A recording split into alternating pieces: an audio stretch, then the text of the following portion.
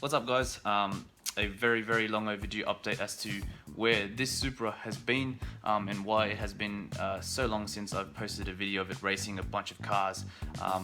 Well, basically rewind a few months to about February or March at the beginning of this year. I was driving a bit spiritedly, or maybe a bit silly you could say, late at night, about 11 p.m. in a somewhat industrial area, so you'd think you'd get a bit of slack cut for you, but I happened to have sort of gave it a bit of go in first and second, potentially maybe spinning my wheels the whole way, of course, and then I looked out my mirror, or looked out my window rather, and saw a police motorbike coming at me at great pace, and he was furious. So push come to shove, I got defected hard. He ticked the box for me to go to the worst possible place you could take a car like this, which is in Australia, the main inspection station. So the minute they popped the hood on this car, they noticed that it had obviously a non-standard engine and coilovers, which they seem to have thought was the worst thing in the world. They're like, oh my god, this car is way too modified. So they saw the engine, they saw the coilovers, and they saw that it was venting to atmosphere via the catch can, and they basically, stumbled 3 steps backwards and said, there's no way they can touch this car, it is a highly modified vehicle. So they basically thought it was like the devil itself. I tried to explain to them that the 2JZ is a 6-cylinder, 3-litre, and it's single turbo. It's got the same engine mounts that the 7M was mounted with. It's got the same gearbox, same drive shafts, everything, which is true, not a word of a lie.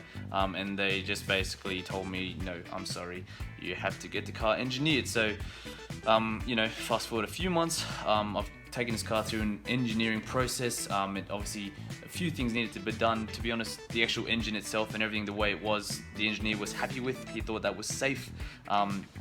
So all we need to really do is emissions tune it, which is quite complex. I had to get a cat put in the right spot in the car, and that meant essentially we had to get the cat right behind the actual turbo. So it's in the downpipe, along with where the screamer pipe is and everything like that. So it's been a journey. My tuners have been super awesome. Totally tuned Mitchell, you've been super awesome, looking after me and getting my car done. So now on Wednesday, so 2 days from now, I'm going to tow this car up. I hired a car and a trailer. I'm going to tow it up to Sydney where this emissions test can be done, and hopefully it passed, and then I can enjoy the car the way it's enjoy the car for what it was built for, really, and hopefully not get caught by any more cops. So I'll have an engineering certificate this time to fight the cops with. So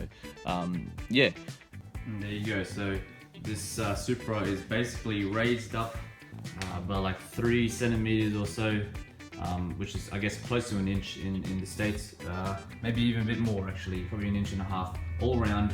I've got these, I guess they look kind of gay right now, but stock A80 or Mark IV Supra wheels. If you put some spaces and you drop the car, it probably look a lot better, but there you go. So all granny spec. I can't believe how much those wheels sit in the guard. Excuse the filthy car, excuse all the little marks and stuff. This car's been through a lot of stuff recently. I'm going to pop the hood and show you what it looks like in here.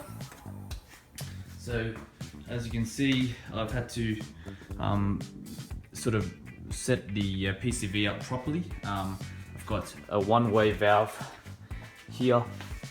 I don't know if you can see it really well, to have this vent into the intake, and then I've got the other one over here, which is back to the intake. So it's all stock, as stock as it's going to get, really, and the engineer was pretty happy with everything else. So hopefully, if all goes well, touch wood, this car passed, and I can actually enjoy it, because right now with the emissions tune, it's not the quickest car. It's probably got like 320 kilowatts, but not 430, which this car's supposed to have.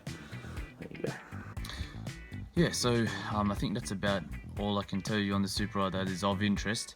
The other thing that I recently did in the time that the car was off the road was I acquired a new daily.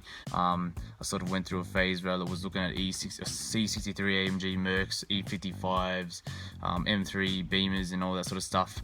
And then of course the Lexus ISF popped up, and that was something that was pretty cool, because given that it had you know, like a naturally aspirated V8 5 litre. I'm going to cut to show you a video of that car.